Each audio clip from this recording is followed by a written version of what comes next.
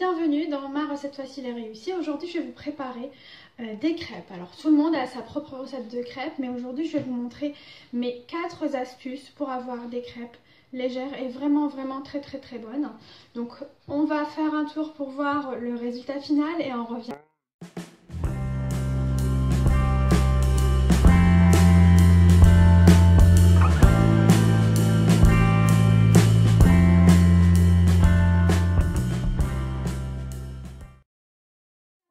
Il va nous falloir de la farine et là il y a la première astuce, c'est-à-dire que pour avoir des crêpes vraiment légères, on peut rajouter de la fécule de maïs, donc la fameuse maïzena.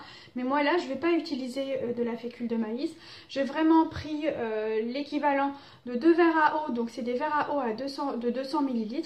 Donc j'ai 2 mesures de farine avec 3 mesures de liquide. Je vais avoir 1,5 verre de lait que je vais compléter. Je vais avoir donc 1,5 verre de lait mélangé avec 1,5 verre d'eau. Donc 2 mesures de farine pour 3 mesures de liquide. Soit le lait si vous voulez avoir des crêpes vraiment consistantes, soit un mélange lait avec eau pour des crêpes beaucoup plus légères sans utiliser la maïzena. Ensuite on va avoir besoin de liant, donc ici 2 œufs, un sachet de sucre vanillé, du sucre et une cuillère d'huile. Mais voilà, mais c'est pas fini parce qu'il faut absolument effectivement du sel. Donc il faut jamais oublier le sel dans les pâtes sucrées. Donc on commence la préparation. On va prendre la farine.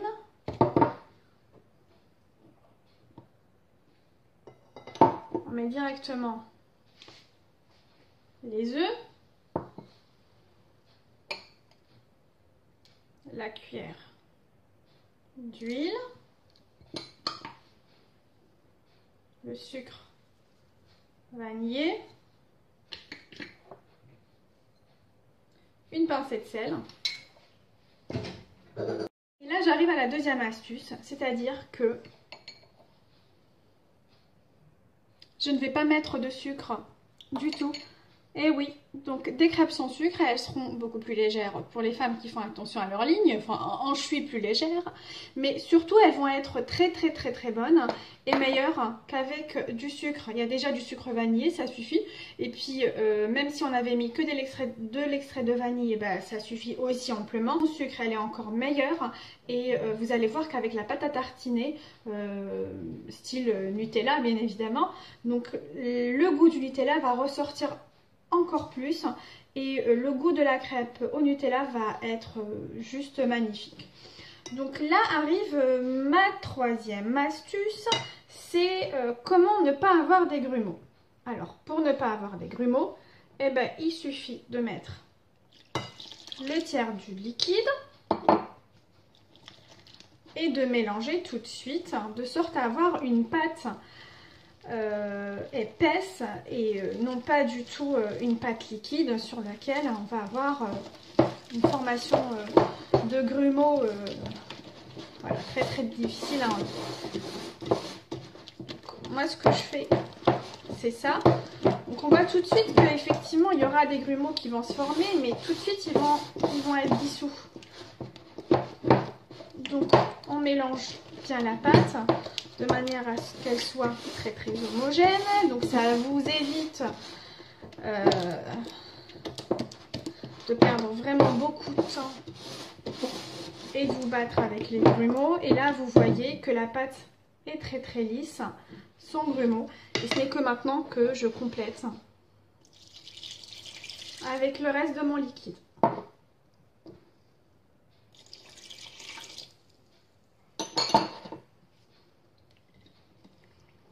Et je mélange tout doucement.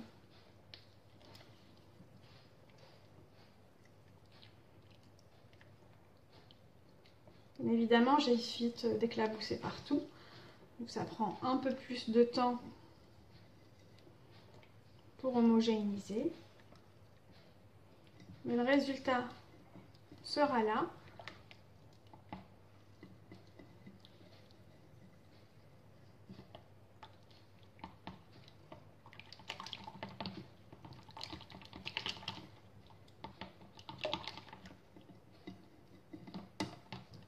Et voilà mes crêpes sans grumeaux. Donc j'arrive à la 5e astuce. On laisse toujours la pâte à crêpes reposer. Pourquoi? Parce que c'est là où le gluten va se former. On va avoir des crêpes qui ne cassent pas. Et l'astuce pour laisser reposer moins longtemps, parce que le temps habituellement est d'une demi-heure voire 1 heure, pour laisser reposer moins longtemps, comme je viens de le faire, environ 15 minutes, c'est qu'en fait on a utilisé du liquide un petit peu tiède, voire un peu chaud. Donc moi j'avais réchauffé mon lait et mon eau. Donc là la pâte à crêpes est prête. Je la couvre, je laisse reposer un quart d'heure et je reviens vers vous.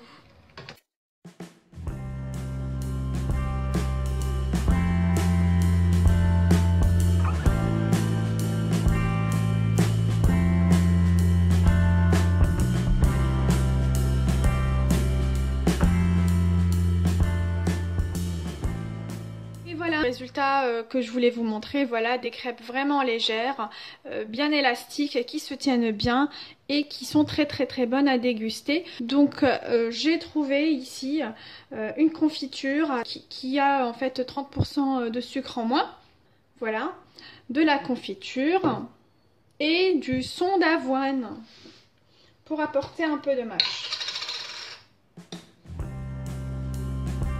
Une cuillère de confiture. Ah ben là j'en ai trop mis.